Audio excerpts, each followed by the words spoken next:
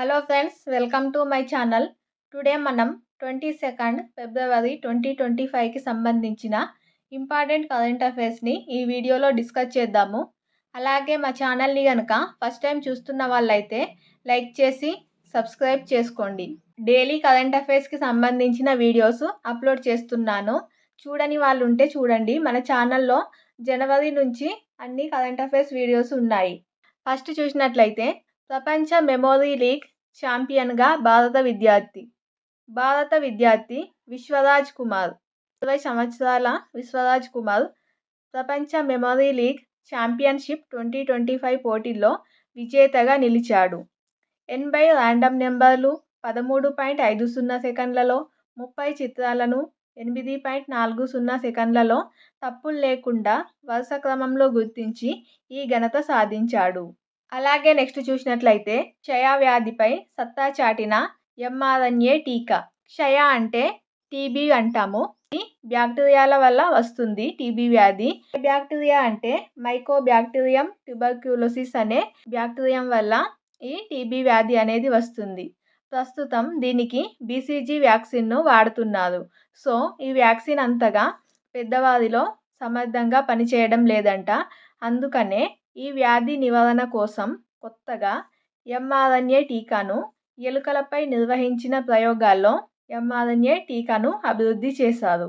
So ఈ జీవుల్లో ఈ ఎలుకలపై చేసిన ప్రయోగంలో సత్తా చాటింది కదా. ఈ జీవుల్లో రోగనిరోధక శక్తిని ఈ వ్యాక్సిన్ అనేది పెంచినట్లు పరిశోధకులు తెలపడం జరిగింది. ఈ mRNA టీకాను ఆస్ట్రేలియా శాస్త్రవేత్తలు అభివృద్ధి చేశారు. ఇటీవల టీబీ, క్షయ లేదా టీబీ వ్యాధికి mRNA టీకాను ఏ శాస్త్రవేత్తలు అభివృద్ధి చేశారు అని అడిగితే ఆస్ట్రేలియా శాస్త్రవేత్తలు అని గుర్తుంచుకోండి. అలాగే టీబీని కలగజేసే బ్యాక్టీరియం ఏది అని కూడా అడగవచ్చు.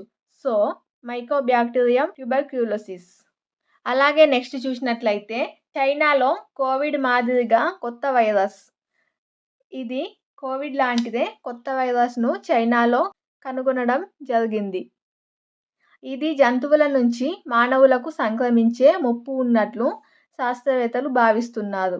గబ్బిలాల్లో గుర్తించిన ఈ వైరస్ను HKU5-CoV2గా పేర్కొంటున్నారు.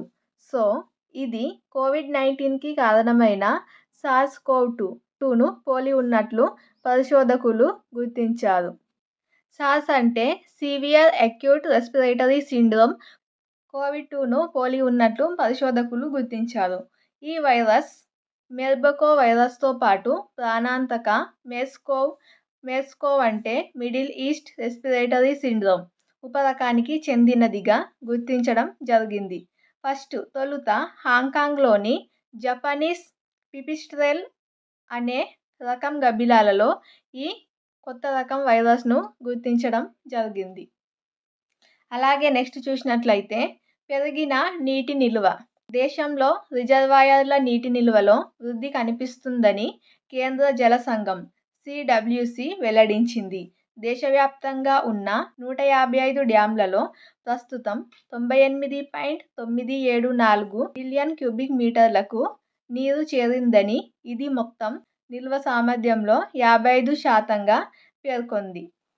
గతేడాది ఇదే సమయంతో పోలిస్తే ఇప్పుడు 120% ఎక్కువ నీరు ఉందని CWC తెలిపింది. అలాగే దక్షిణ ప్రాంతమైన ఆంధ్రప్రదేశ్, తెలంగాణ, కర్ణాటక, కేరళ, తమిళనాడులలో 53% నీరు ఉండగా గతేడాదితో పోలిస్తే ఇప్పుడు ఏకంగా 23% నిల్వ పెరిగిందని CWC వివరించింది. అలాగే నెక్స్ట్ చూద్దాం. Snooker championship. భారత cue sports star Pankaj Advani Asia snooker ఛాంపియన్షిప్లో టైటిల్ను కైవసం చేసుకున్నాడు. 2025 ఫిబ్రవరి 20న దోహాలో జరిగిన ఫైనల్లో అమీర్ సార్కోష్ ఇరాన్పై పంకజ్ విజయం సాధించాడు. పంకజ్కు ఇది 14వ ఆసియా టైటిల్. అలాగే నెక్స్ట్ ఇంపార్టెంట్ టాపిక్ వచ్చేసి నీతి ఆయోగ్ CEOగా ప్రస్తుతం ముఖ్య కార్యనిర్వహణాధికారిగా CEO BVR సుబ్రహ్మణ్యం ఉన్నారు. ఇతని పదవీ కాలాన్ని కేంద్రం మరో ఏడాది పాటు పొడిగించింది.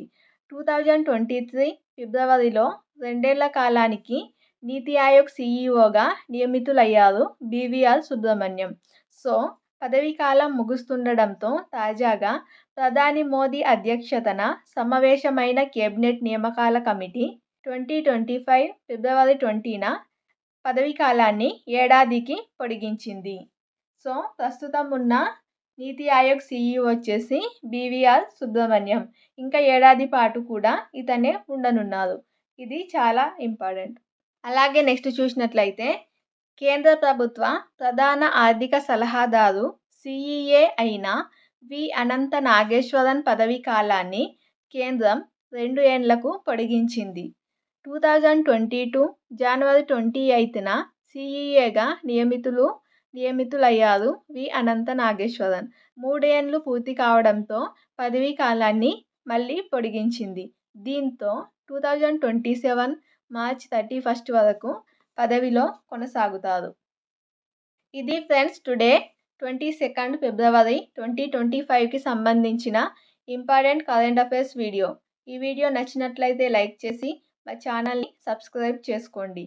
Thank you.